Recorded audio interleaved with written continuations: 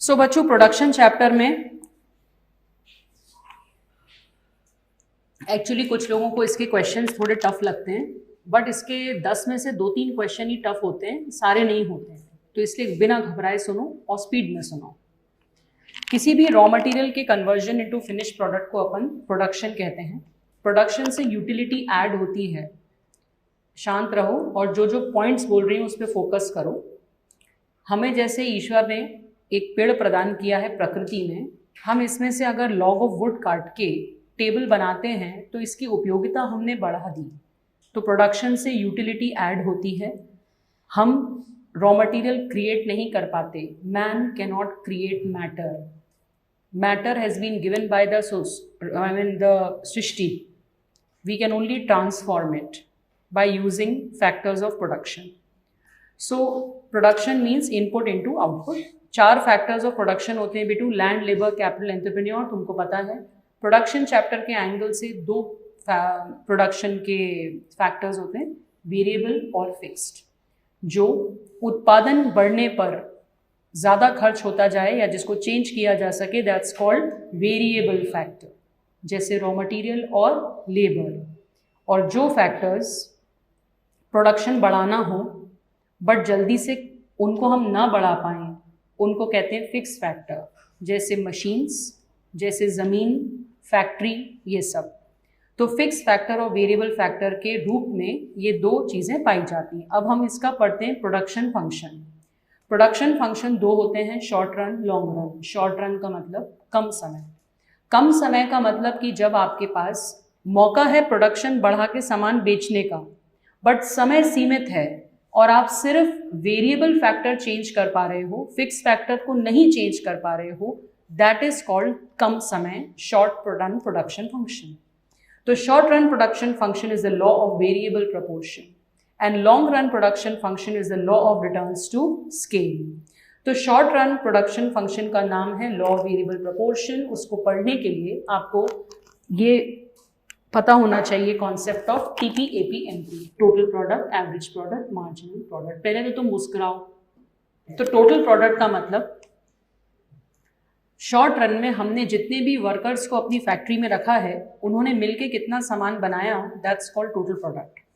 Then average product का मतलब तुमको पता है कि अगर मेरी फैक्ट्री में 4 वर्कर हैं, मैंने देखा कि उनमें दिन भर में 20 टेबल्स बनाई हैं, तो 20 डिवाइड बाय 4, अंदाजन एक व्यक्ति ने 5 टेबल्स बनाई हैं। अब हो सकता है किसी ने 6 भी बनाई हो, किसी ने 4 भी बनाई हो, बट अंदाजन एवरेज एक व्यक्ति का contribution is called average product. Then the third concept is marginal product. अब तक तो तुम समझ ही चुके हो क्योंकि तुमने इसको कॉस्ट में भी पढ़ा है, यूटिलिटी में भी पढ़ा है, रेवेन्यू में भी पढ़ा है। कोई भी नई चीज़ हम जब करते हैं, जैसे 3 की जगह 4था वर्कर लेके आते हैं, तो नए वर्कर का contribution is called the marginal product. तो मार्जिनल प्रोडक्ट का फॉर्मूला भी तुम्हें कंठस्थ है, TPN माइनस TPN माइनस 1। और यदि अचानक हम वर्कर ज़्यादा बढ़ाएं तो the formula will become delta TP upon delta Q। उसके बाद तुमने इसके प्रैक्टिकल्स करे, प्रैक्टिकल एग्जाम में आ ही सकता है। Then we come to the law of variable proportion. Law of variable proportion कहता है कि जैसे जैसे हम वर्कर्स बढ़ाते जाते हैं तो शुरू में तो टोटल प्रोडक्ट बहुत स्पीड से बढ़ता है, फिर टोटल प्रोडक्ट थोड़ा स्टेबल होता है, बट फिर वो गिरने लगता है। लॉ ऑफ वेरिएबल प्रपोर्शन ये बताता है कि एक लेवल के बाद वर्कर बढ़ाना is not the solution for a business. आपको रुकना पड़ेगा और आपको फैक्ट्री भी बढ़ानी पड़ेगी अगर उत्पादन बढ़ाना है तो। So law of variable proportion देने वाले पर्सन कौन थे? Alfred Marshall. हम लोगों ने ये एग्जाम्पल पढ़ा था, इसको देख के तुमको याद आएगा कि कैसे वर्कर बढ़ाते बढ़ाते गए हम। शुरू में हमको फ़ायदा हुआ, बट बाद में हमारे वर्कर ही हमारे को नुकसान करने लग गए, तो हमें रुकना चाहिए था तब। तो कब रुकना है इसकी हिंट देता है लॉ ऑफ वेरिएबल प्रपोर्शन। उसने कहा है कि सेकेंड स्टेज के बाद आपको वर्कर और नहीं बढ़ाने चाहिए। सेकेंड स्टेज जैसे ही ख़त्म हो आपका वर्कर बढ़ाना भी ख़त्म हो जाना चाहिए। तो ये जो स्टेजेस हैं ये 3 हैं। वो 3 स्टेजेस के नाम तुम्हें क्लियर है। पहला increasing returns to factor, second diminishing returns to factor, and third negative returns to factor. इसमें से एक क्वेश्चन तो बिल्कुल फिक्स है, टीपी एपी एमपी का रिलेशनशिप, वो तुम्हें काफ़ी क्लियर है, मैं ओरली पूछती हूँ, आई एम श्योर कि तुम बता दोगे. When TP is rising at diminishing rate, मैं किस हिस्से की बात कर रही हूँ, stage 1 2 3. When TP is rising at diminishing rate, first second third second, उस वक्त MP की क्या हालत है, बट क्या वो नेगेटिव हुआ है, क्या वो जीरो हुआ है, yes at the end of the stage, हाँ या ना. सभी लोग थोड़ा ध्यान दें, ये वाला काफ़ी इंपॉर्टेंट डिस्कशन हम कर रहे हैं. सो मैंने कहा when TP is rising at diminishing rate, we are talking about this point, then MP is falling, AP has both risen and fallen. When TP is falling, matlab I am talking about this portion, that time AP is also falling, but it has not become zero or negative, and MP is also falling, but it has become negative. Then if TP is rising at increasing rate, that time MP is also rising and AP is also rising. तो ये तीनों रिश्ते आपको absolutely clear होना चाहिए. When TP is highest, that time MP is zero. When TP is falling, MP is negative. अब उल्टा अगर मैं पूछूं कि when MP is negative, TP is falling. When MP is zero, TP is highest. When MP is falling but above x-axis, TP is rising at diminishing rate. And when MP is rising, TP is rising at increasing rate. Amongst AP and MP, please tell me, amongst AP, this is AP and this is MP. When AP and MP both rise, which rise slower? AP. Which rises faster? MP. Which rises at double the speed? MP. Which rises at half the speed? AP. When both are falling, which falls faster? MP. Which falls at half the rate? AP. Which falls at double the rate? MP. दोनों गिरेंगे तो ज्यादा कौन गिरेगा? MP. दोनों गिरेंगे तो zero कौन होगा? MP. दोनों गिरेंगे तो नेगेटिव कौन होगा? MP. कौन सा जीरो नहीं हो पाएगा? AP. कौन सा नेगेटिव नहीं हो पाएगा? AP और MP में which is an average and which is a difference. तो किसमें मोशन ज्यादा दिखता है, किसमें कम दिखता है, बस इतना क्लियर है तो सारे क्वेश्चन बनेंगे. Don't take tension, don't take tension. Good. So ये तीन स्टेजेस आपको क्लियर होना चाहिए कि कौन सी स्टेज में क्या स्टोरी है. Please listen. जब MP हाईएस्ट होता है उस पॉइंट को कहते हैं पॉइंट ऑफ इन्फ्लेक्शन. ऐसा इसलिए क्योंकि उसके पहले TP तेज बढ़ रहा था और उसके बाद TP बढ़ तो रहा है बट उसका रेट कम हो गया है. इसलिए the turning point of MP is called the point of inflection. Also AP और MP में वेरी इंपॉर्टेंट एग्जाम क्वेश्चन कि दोनों इंटरसेक्ट कब करते हैं. जब AP अपने हाईएस्ट पर होता है तब MP उसको इंटरसेक्ट करता है. ये एग्जाम के इंपॉर्टेंट क्वेश्चंस में है, तो इसको आप ध्यान से पढ़िए. अगर आपका ये लेक्चर मिस हुआ है तो ये मिस करने लायक लेक्चर नहीं है, ये आपको पूरा क्लियर होना चाहिए. विच slope? MP is the slope of TP. MP is the slope of TP. Can AP be zero ever? Okay. अब ये वाला क्वेश्चन भी काफी आता है. अगर MP AP से ज्यादा है, नंबर्स देते हैं वो कि 15 है MP, 10 है AP, तो आपने देखा कि MP इज ग्रेटर, तो ऐसा तभी होगा जब वो बढ़ रहे होंगे और वो आगे निकल गए, तो AP इज राइजिंग. कभी वो ऐसा दे दें कि 10 और 15, MP इज 10, AP इज 15, तो आपने देखा MP इज स्मॉलर या कम है, तो ऐसा होगा ही तब जब वो नीचे जा रहे हैं, तो वो ज्यादा गिर गया है. और व्हेन दे आर इक्वल, इसका मतलब AP is neither rising nor falling, it is at its highest point, only then they are equal. क्या ये आपको सारी क्लियर है रिलेशनशिप्स? अगर क्लियर है तो चिंता मत कीजिए, बनेगा आपसे, चिंता करने से कुछ नहीं होगा.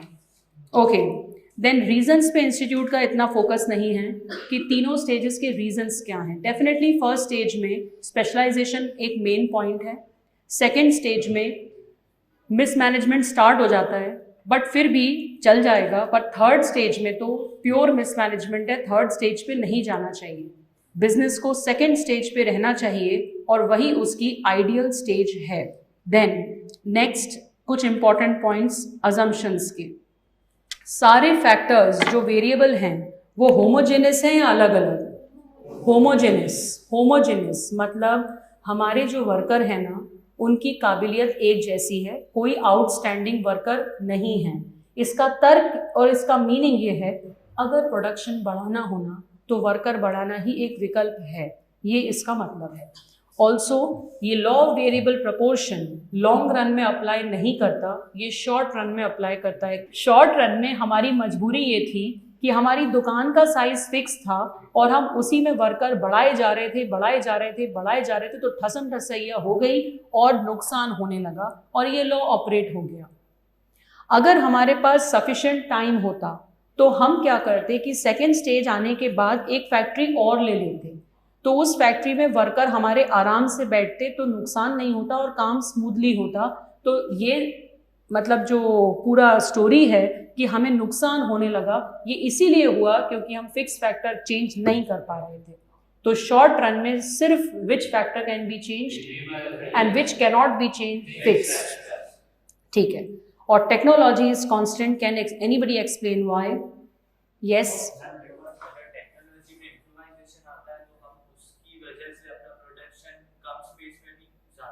एग्जैक्टली अगर टेक्नोलॉजिकल इम्प्रूवमेंट है, एज इन समोसे बनाने की कोई मशीन हमें मिल जाए तो हम वर्कर क्यों बढ़ाएंगे, कारीगर क्यों बढ़ाएंगे, हम लोग कुक क्यों बढ़ाएंगे? हम तो एक मशीन लगाएंगे और कम जगह में ही काम हो जाएगा, तो हमारा नुकसान ही नहीं होगा। और हम ये पूरी स्टोरी पढ़ रहे हैं कि वर्कर बढ़ाने से जो नुकसान हो रहा है उसको कैसे रोकें।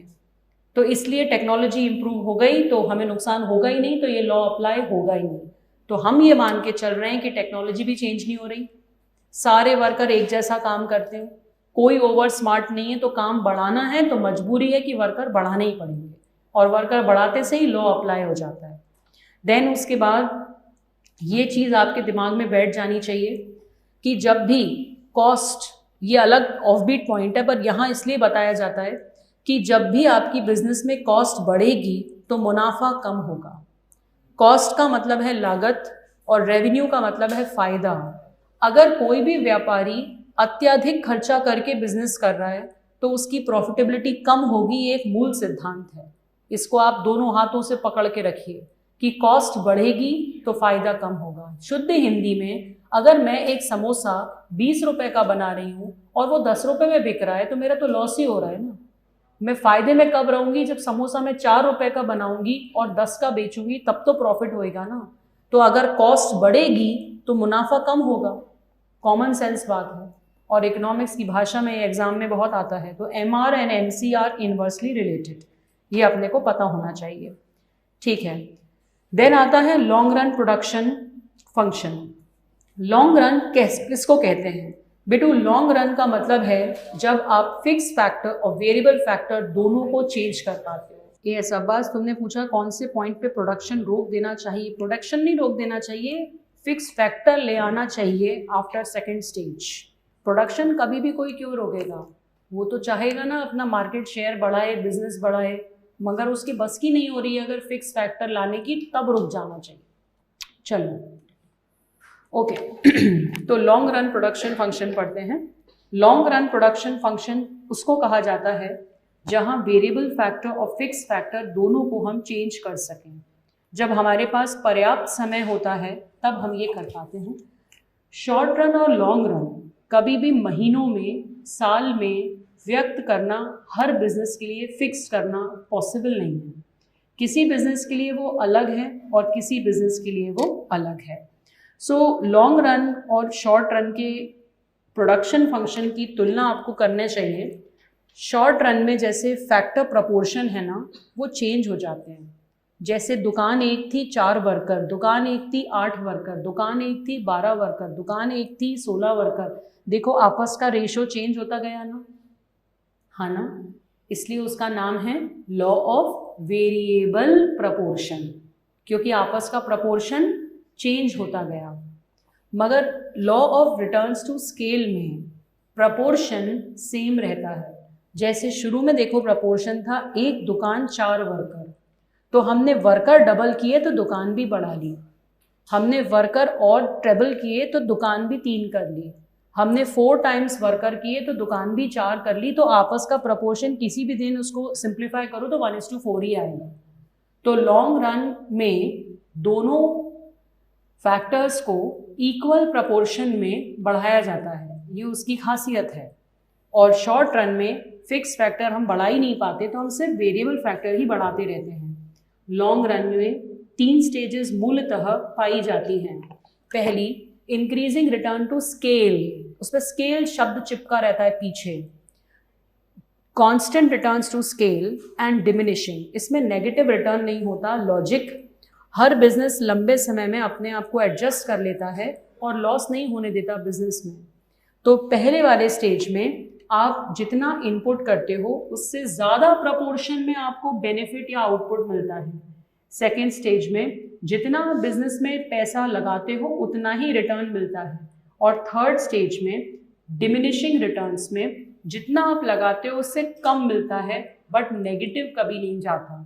तो ये 3 स्टेजेस हैं, थोड़ी सी आपके लिए काल्पनिक हैं क्योंकि आपने इसको रियल लाइफ में अप्लाई करने जितना डिटेल में चैप्टर को नहीं पढ़ा है।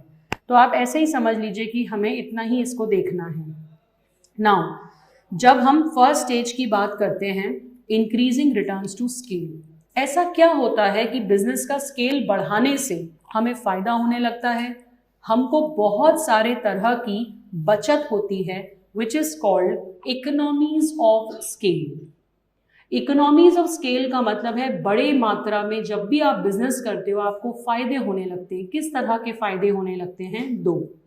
एक अंदरूनी फ़ायदे इंटरनल इकोनॉमीज ऑफ स्केल, और एक जिस जगह हमारी फैक्ट्री है या शॉप है उस एरिया में जो फ़ायदे मिलते हैं they are called external factors, external economies. तो इंटरनल इकोनॉमीज क्या क्या होती हैं देखो।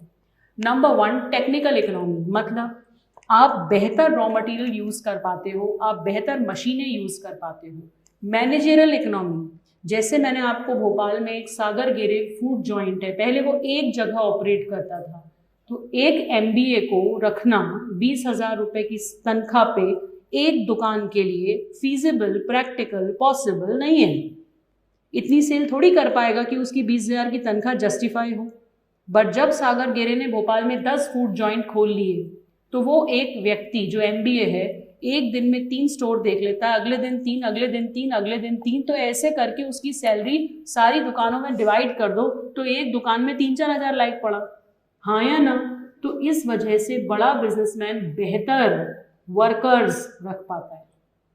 ओके, देन कमर्शियल इकोनॉमी, जब भी आप थोक में जाके रॉ मटेरियल खरीदते हो तो आपको सस्ता पड़ता है ना, हाँ या ना?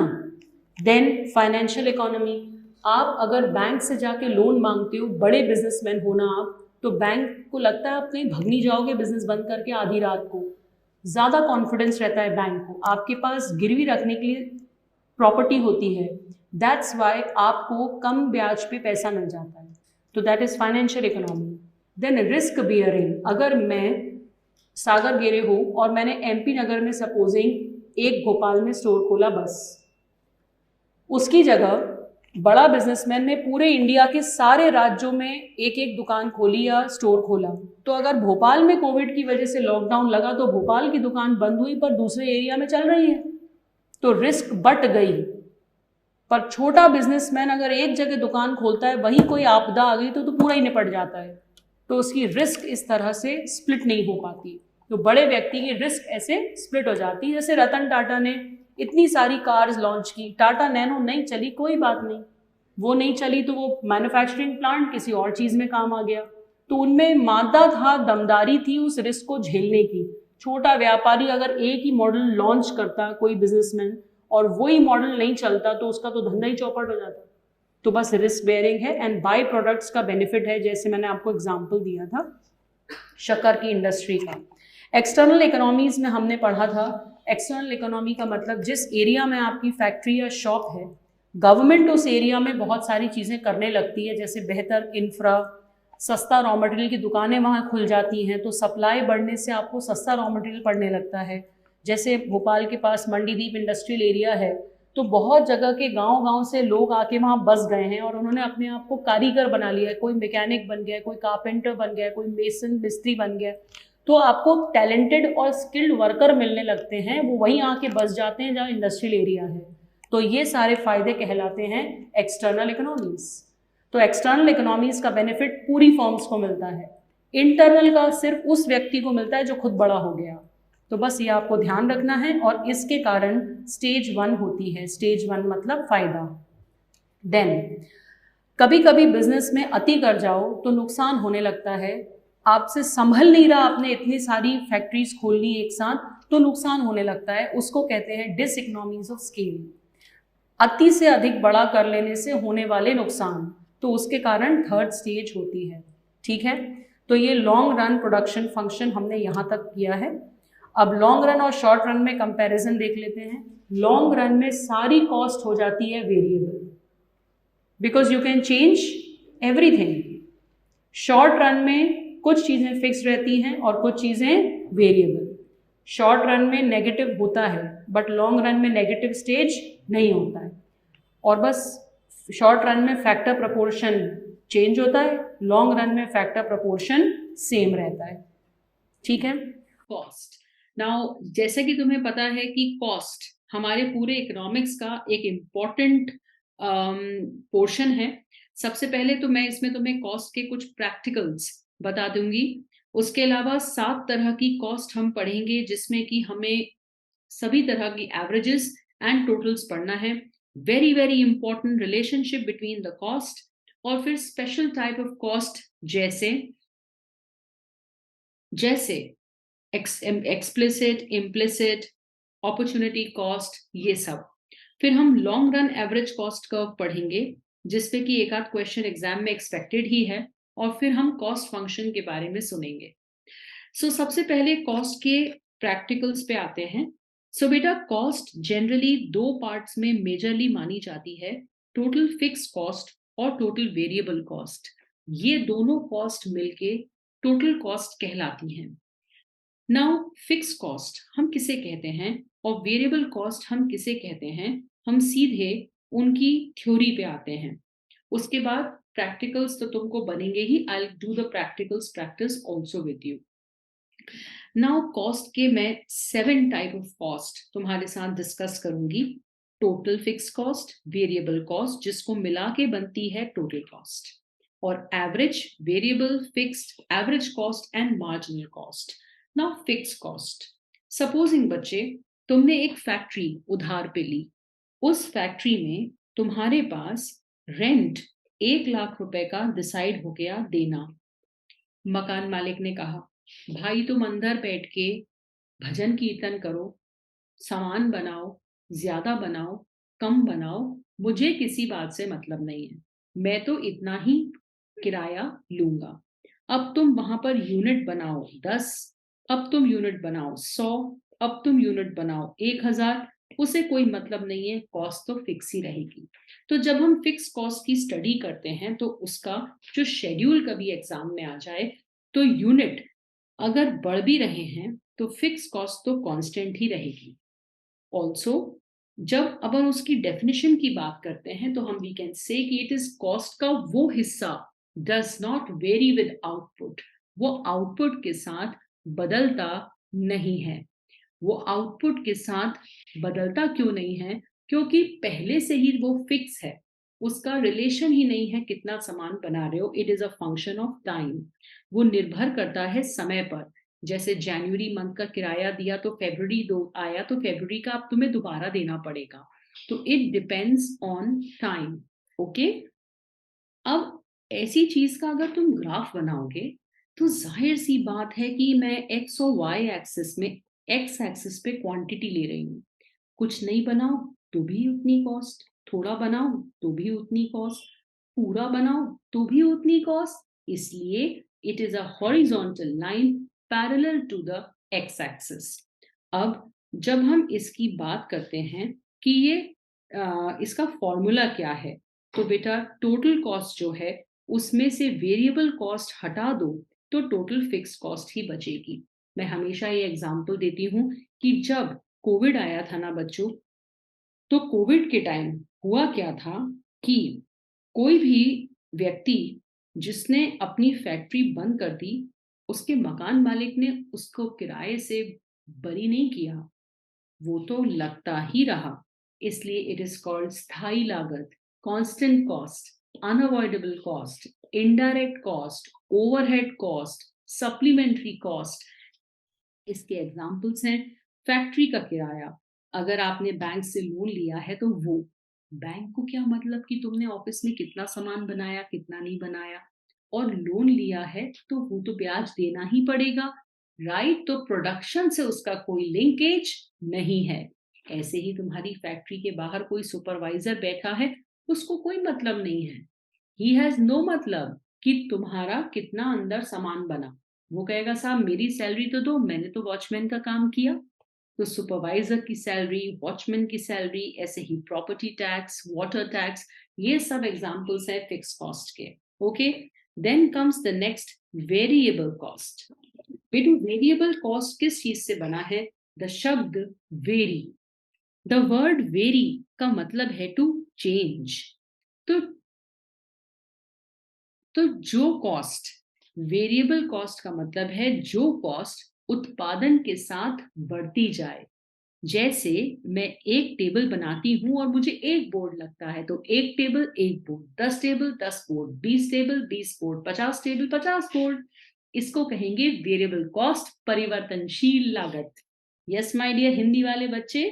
सो बेटा जो टोटल वेरिएबल कॉस्ट है, it directly, I mean I should say, it rises proportionately two units. जितने जितने तुम्हारे यूनिट्स बढ़ेंगे उतनी ही ये बढ़ती जाएगी, मगर ये डायरेक्ट प्रोपोर्शनेट नहीं है, मतलब एकदम प्रोपोर्शनेट नहीं है।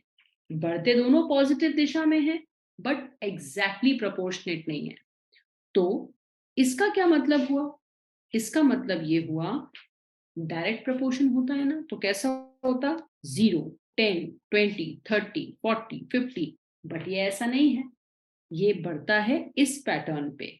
तो अगर अपन इसका ग्राफ देखें, तो रेलवे स्टेशन पर जब ट्रेन चलना स्टार्ट करती है तो कैसे चलती है बताओ जरा? पहले चलती है धीरे, जैसे ही वो रेजिडेंशियल एरिया के बाहर जाती है एकदम से, तो उस वजह से उसका इस तरह का शेप आ जाता है, which is called inverted S shape curve. तो इन्वर्टेड एस शेप कर्व जो है वो है टोटल वेरिएबल का। बट प्लीज नोटिस ये जीरो से स्टार्ट होती है। जीरो से स्टार्ट होने का मतलब है कि जब आप कुछ भी सामान नहीं बनाते हो तो ये वेरिएबल कॉस्ट नहीं लगती। So this is called total variable cost. तुम पूछोगे कि मैम इसका शेप ऐसा क्यों है? तो कॉस्ट के ग्राफ्स के सारे शेप्स के पीछे एक बड़ी नाम है, which is the law of variable proportion. Law of variable proportion जो है उसके कारण फर्स्ट स्टेज उसकी बड़ी प्रॉफिट की स्टेज होती है, तो तब कॉस्ट धीरे बढ़ती है, और बाद की स्टेजेस में उसमें कॉस्ट बढ़ने लगती है ना, नुकसान होने लगता है, तो दैट्स व्हाई कॉस्ट स्पीड से बढ़ती है। ओके, तो बताओ टोटल वेरिएबल कॉस्ट का कर्व स्ट्रेट लाइन है या inverted S shape? Inverted S shape. और ये कहां से स्टार्ट होता है? जीरो से, शोइंग कि कुछ नहीं बनाएंगे तो ये नहीं लगेगी। ऑल राइट, अब इसके जो नाम है, it is avoidable cost. Why? भैया धंधा नहीं चल रहा है तो दुकानदारी बंद करो, that's all.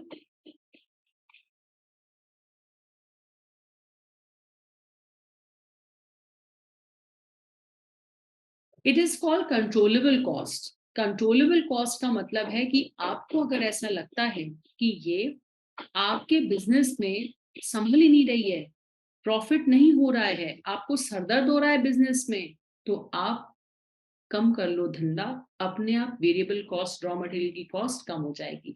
It is called direct cost. Traceable cost, क्योंकि बेटू अगर कोई सामान है तो उसमें रॉ मटेरियल किस टाइप का यूज हुआ है ये डायरेक्टली दिखता है, it is traceable and it is called the prime cost. इस पे एग्जाम में क्वेश्चन आता है मुख्य, प्राइम का मतलब ये मुख्य लागत है किसी भी व्यापार की। ऑल्सो वर्कर्स के वेजेस, रॉ मटेरियल, फ्यूल जो कि फैक्ट्री की मशीनों में डलता है, ये सब इसका एग्जाम्पल है। ऑल राइट मेरे बच्चे, so this is total variable cost. पूरी क्लास को इसके बारे में पता है। ध्यान रखना कि हम लोगों ने पढ़ा है कि हमारी टोटल वेरिएबल कॉस्ट पहले धीरे चलती है और फिर तेज चलती है because of the law of variable proportion. अब आते हैं हम नेक्स्ट पॉइंट पर, टोटल कॉस्ट, जो इन दोनों का मिश्रण है। तो ये दोनों चुन्नू मुन्नू बच्चे मिलके बनते हैं पिताजी cost, total cost. All right, so बेटा टोटल कॉस्ट का जो ग्राफ है जरा उसको देख लो। टोटल कॉस्ट का ग्राफ में इतनी सी बात ध्यान रखना कि ये दो चुन्नू मुन्नू छोटी कॉस्ट का समेशन है। सो टोटल वेरिएबल कॉस्ट 0 से शुरू हुआ और इन्वर्टेड एस शेप में गया। इसका दूसरा भाई टोटल फिक्स कॉस्ट तो वहीं सो रहा था चद्दर तान के, और दोनों को जोड़ा तो बना टोटल कॉस्ट।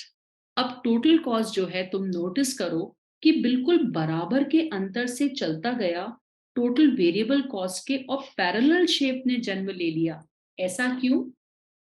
ऐसा इसलिए, वेरी गुड, क्योंकि टोटल कॉस्ट में से माइनस करो टोटल वेरिएबल कॉस्ट तो बचती है टोटल फिक्स कॉस्ट, जिसका नेचर है सेम रहना, स्थायी रहना।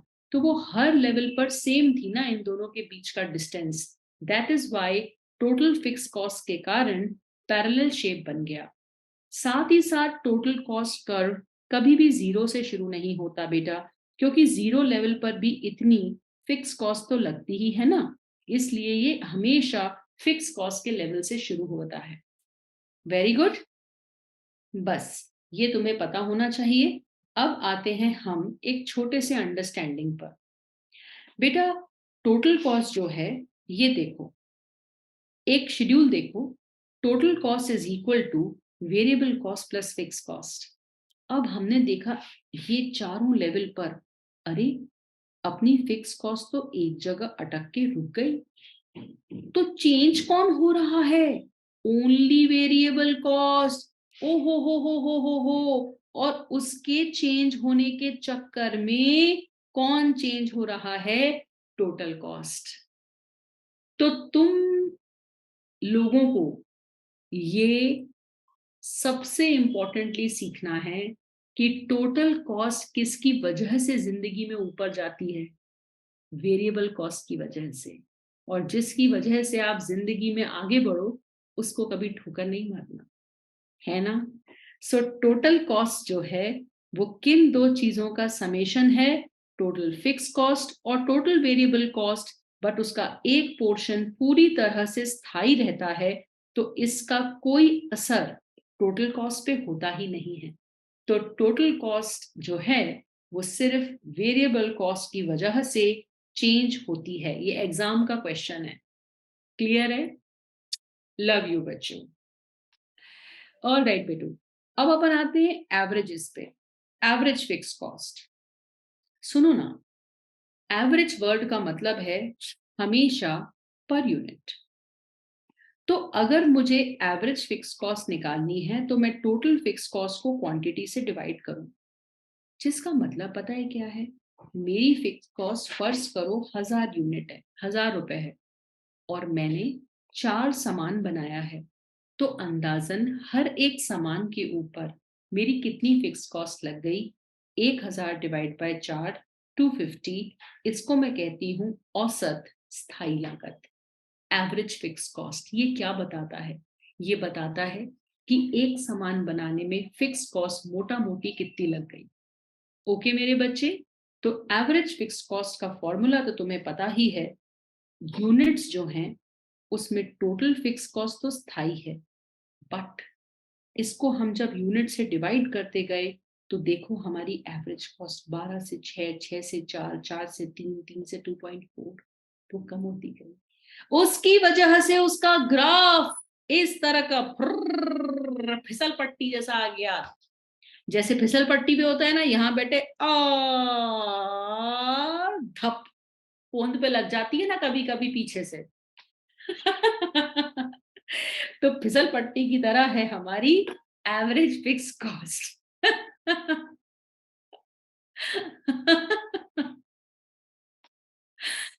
यस।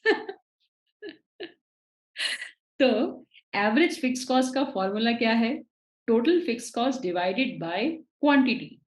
और इसलिए एवरेज फिक्स कॉस्ट जो है वो कॉन्वेक्स शेप कर्व है।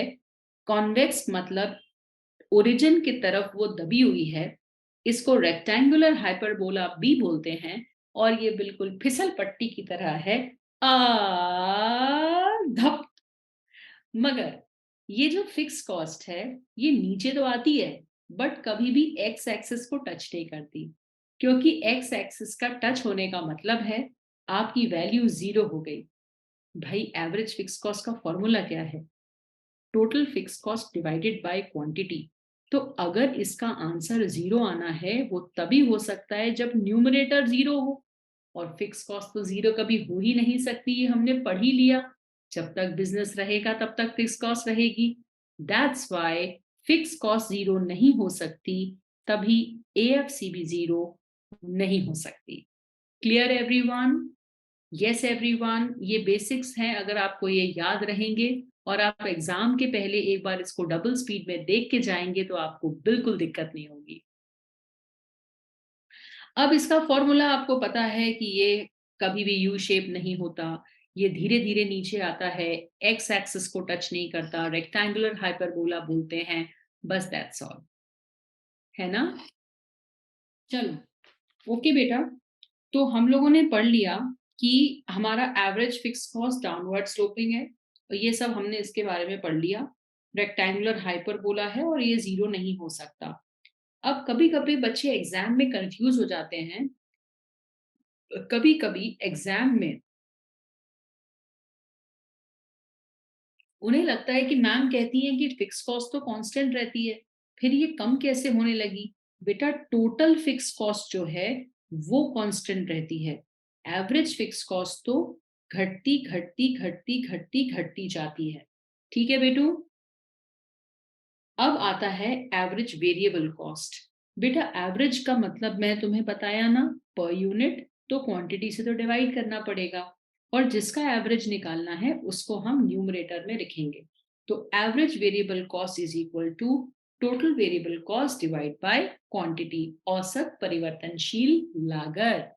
नाउ एवरेज वेरिएबल कॉस्ट का कभी भी फीचर्स एग्जाम में वो आते नहीं है, सीधे ग्राफ आता है जो होता है एक ब्रॉड टिक मार्क की तरह। पहले ये धीरे से नीचे गिरता है, थोड़ी देर के लिए रुकता है, और फिर उसका बेसिक नेचर है बढ़ना, तो वो बढ़ता जाता है। नाउ इसके पीछे का कारण अगेन ये जो यू शेप है, तुम कहोगे जी मैम क्या बात बोल दी आपने, टिक मार्क को आप यू शेप बोल रहे हो। इकोनॉमिक्स में जो भी ग्राफ गिरता है और फिर बढ़ता है उसको अपन यू शेप ही कहते हैं। तो यू शेप कर्व जो है लॉ ऑफ वेरिएबल प्रोपोर्शन के कारण वो होता है। बेटा लॉ ऑफ वेरिएबल प्रोपोर्शन की फर्स्ट स्टेज प्रॉफिट देती है ना, और प्रॉफिट तभी होता है जब कॉस्ट कम होती है। दैट्स व्हाई नाइकी के शेप का लॉ ऑफ वेरिएबल प्रोपोर्शन का टिक मार्क वाला कर्व। Yes everyone? ओके बेटू, बस इसमें कुछ ज्यादा करने को है नहीं। एवरेज कॉस्ट को प्लांट कर्व कहते हैं। आई होप सभी को ये पता है कि एवरेज कॉस्ट को प्लांट कर्व कहते हैं। Remember this thing, plant curve. All right, अब एवरेज कॉस्ट जो है उसका ग्राफ ठीक वैसा ही है जैसी तुम्हारी चेहरे की मुस्कुराहट होगी। Now if we talk about this average fix cost, तो दिस गोज लाइक दिस। इसमें पहले कॉस्ट कम होती है, उसके बाद मिनिमम पे आती है, और देन कॉस्ट बढ़ती जाती है।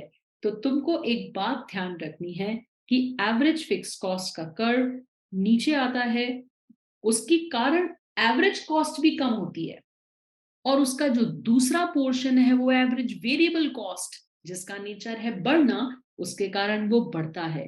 तो that's why average cost curve का इनिशियल पार्ट एएफसी की वजह से घटता है और बाद का पार्ट एवीसी की वजह से बढ़ता है। और जब एवरेज कॉस्ट अपने मिनिमम पे होती है उसको इकोनॉमिक्स में ऑप्टिमम कॉस्ट कहते हैं, लीस्ट कॉस्ट कहते हैं, सबसे कम कॉस्ट जिस वक्त होती है वो कहते हैं। नाउ मेरे प्यारे बच्चे, एक छोटी सी बात एकदम गांठ बांध लो, दैट कॉस्ट का कर्व जब जब भी एग्जाम में कॉस्ट कम होगी तो कॉस्ट का मतलब आप खर्चा कम कर रहे हो, तो फॉर श्योर आपकी कमाई, आपका रेवेन्यू बढ़ेगा। ये दोनों में इनवर्स रिलेशन है, कॉस्ट कम होगी तो रेवेन्यू बढ़ेगा, इसको ध्यान रखना। ऑल राइट बच्चे, देन बेटा आता है मार्जिनल कॉस्ट। बेटा मार्जिनल कॉस्ट का मतलब हमेशा एक्स्ट्रा कॉस्ट होता है। तो मार्जिनल कॉस्ट का मतलब है जैसे ही एक यूनिट आपने एक्स्ट्रा बनाई तो उससे होने वाली कॉस्ट। तो मार्जिनल कॉस्ट का फॉर्मूला मेहरबान कहत कदरदान, it is the addition to total cost when one more unit of a commodity is produced. Yes, तो मार्जिनल कॉस्ट का मतलब हुआ जो आपने एडिशन हो गया टोटल कॉस्ट में जब एक नया यूनिट आपने बनाया। मार्जिनल कॉस्ट का फॉर्मूला पूरी क्लास को पता है, marginal cost is TCN minus TCN minus 1। अगर एक से ज्यादा यूनिट बढ़े तो delta TC upon delta Q. और मार्जिनल कॉस्ट वेरिएबल कॉस्ट से भी निकल पाती है, ये तुम्हारे दिमाग में बिल्कुल फिट होके बैठा चाहिए। मेहरबान कदरदान साहिबान, कृपया करके ध्यान रखिए कि मार्जिनल कॉस्ट वेरिएबल कॉस्ट से भी निकल आती है। अभी अभी तो पढ़ा था कि मार्जिनल कॉस्ट बढ़ती ही किसकी वजह से है, टोटल कॉस्ट की वजह से। और टोटल कॉस्ट किसकी वजह से क्रिएट होती है, वेरिएबल कॉस्ट की वजह से। इसलिए वेरिएबल कॉस्ट से भी इसको निकाल सकते हैं। इसका शेप एक हॉकी स्टिक की तरह होता है, first falls reaches minimum and then starts rising.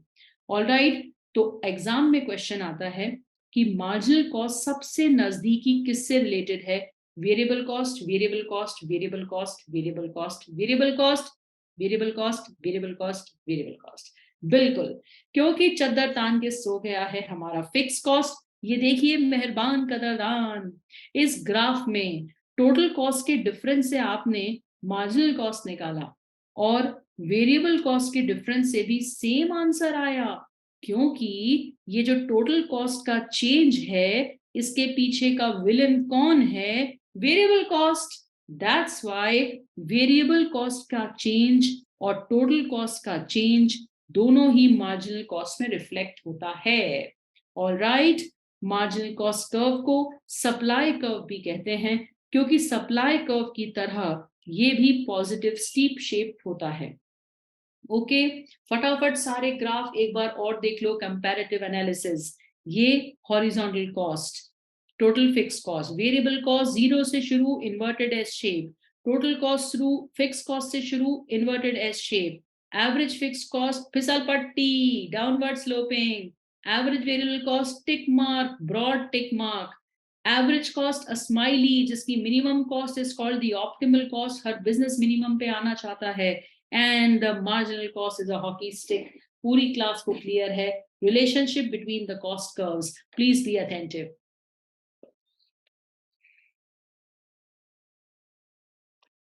Now relationship between the cost, exam में जब भी क्वेश्चन आए तो कृपया करके आप इस बात का ध्यान दीजिए कि आप, मैं वही क्वेश्चन दे रही हूं, तो मैंने हमेशा क्लास में तुम्हें बताया है कि चारों का एक साथ ग्राफ बनाने को आए तो तुम्हें पता होना चाहिए average cost, average fix cost, average variable cost, और बीच में से इनको इंटरसेक्ट करता हुआ जाता हुआ मार्जिनल कॉस्ट। सबसे पहला डिफरेंस देखते हैं, एवरेज कॉस्ट और एवरेज वेरिएबल कॉस्ट। सुनने के लिए तैयार? Everyone pay attention, everyone pay attention. Okay, तो average cost curve smiley, result वाले दिन वाली, एंड एवरेज वेरिएबल कॉस्ट एक टिक मार्क। एवरेज कॉस्ट के अंदर दो कॉस्ट होती है, AC plus AFC. That's why ये हमेशा ऊपर होती है और एवीसी हमेशा नीचे होता है। इन दोनों का डिफरेंस निकालोगे तो एवरेज फिक्स कॉस्ट आता है। शुरू में ये इतना बड़ा गैप, फिर कम गैप, फिर कम गैप, फिर कम गैप, फिर कम गैप। ये गैप कम क्यों होता गया? क्योंकि एवरेज फिक्स कॉस्ट का नेचर है कि वो कम होता जाए। एवरेज कॉस्ट और एवरेज वेरिएबल कॉस्ट को एक कर्व बीच में से इंटरसेक्ट करता है, which is called marginal cost curve.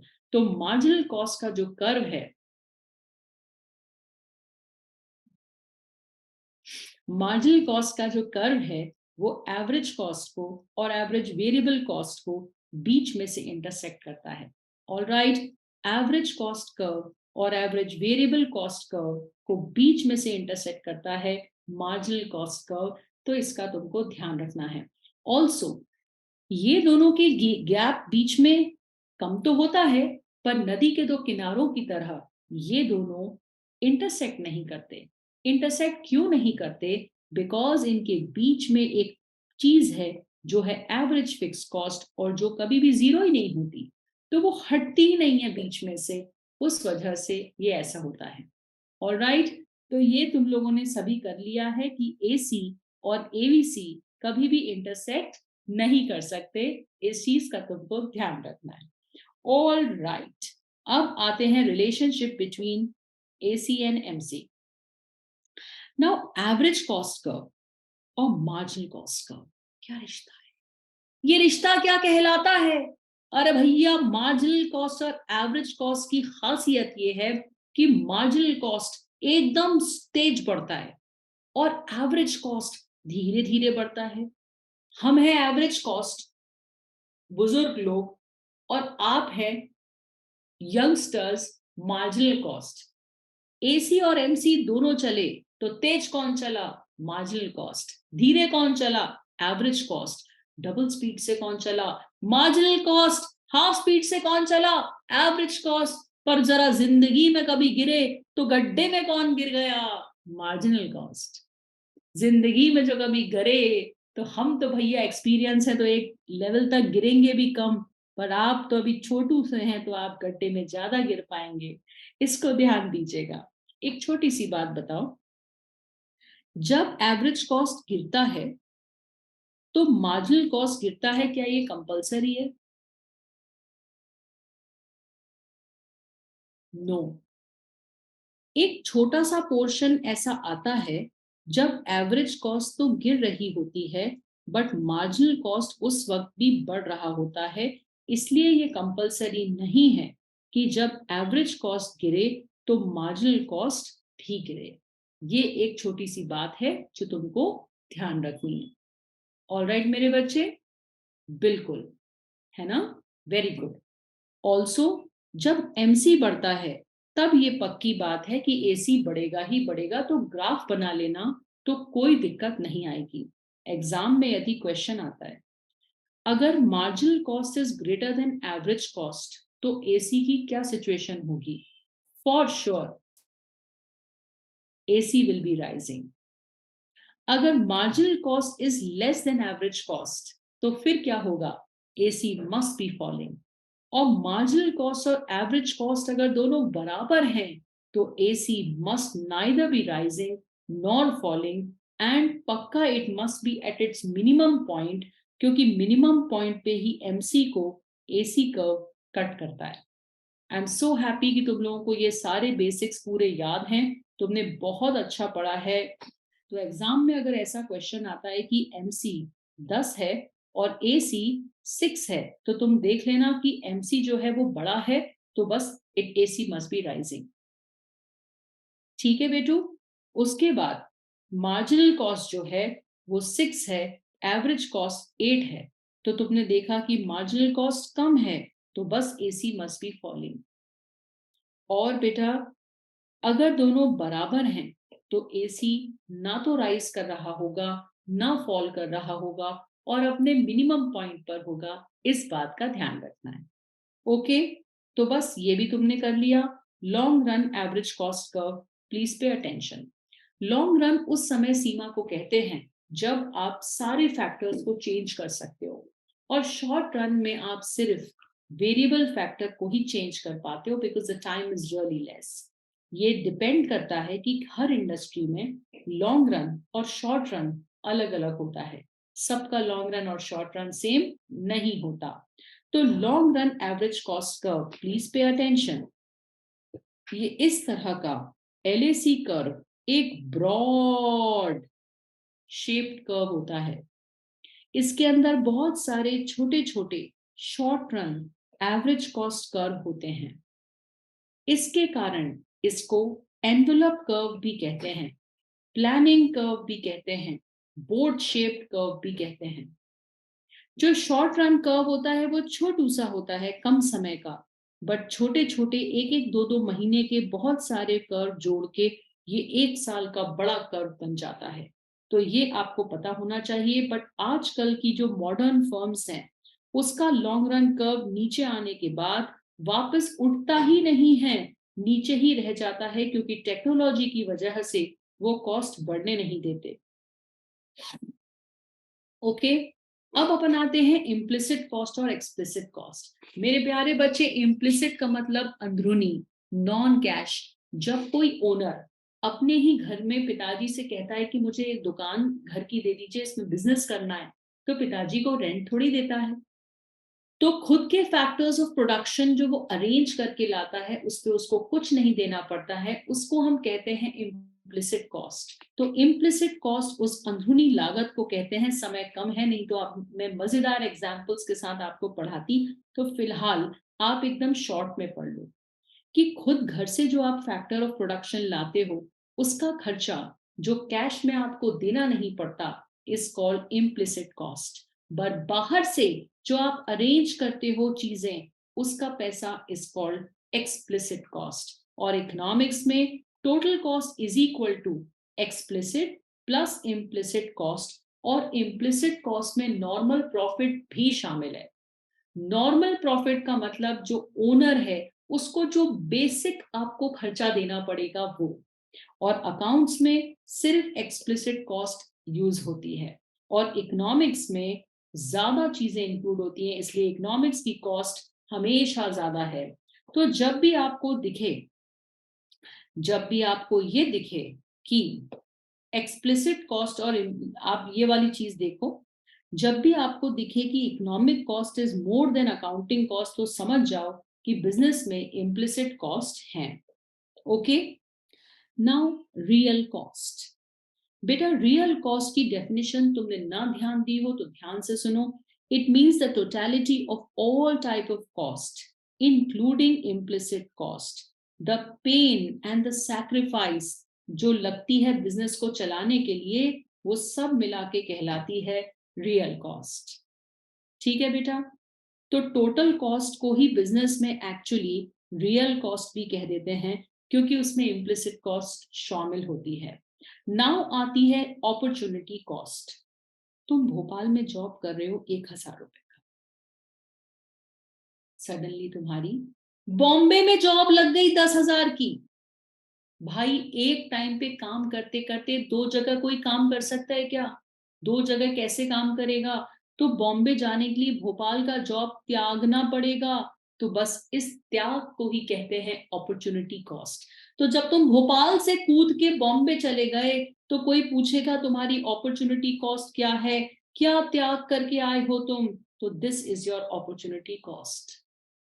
तो जो भी तुमने सैक्रिफाइस किया है उस सैक्रिफाइस की कॉस्ट, तो जब तुम बॉम्बे जाओगे तो कोई तुमसे पूछ के समझ जाएगा कि तुम अगर 1,000 रुपए भोपाल में छोड़ के आए हो तो उससे ज्यादा ही तुम्हें देना पड़ेगा, तभी तो तुम जॉब में टिकोगे। अवसर लागत भी कहते हैं, कॉस्ट ऑफ अपॉर्चुनिटी फोरगॉन कहते हैं। जो लास्ट तुम्हारा ऑल्टरनेटिव था उसको हम कहते हैं, क्योंकि कुछ पाने के लिए सच में कुछ खोना ही पड़ता है। मगर तुम सपोजिंग भोपाल में थे और जॉबलेस थे, तो क्या तुम्हारी कोई अपॉर्चुनिटी कॉस्ट थी? नो। जिस रिसोर्स का कोई यूज नहीं हो रहा था उसकी कोई अपॉर्चुनिटी कॉस्ट थी ही नहीं।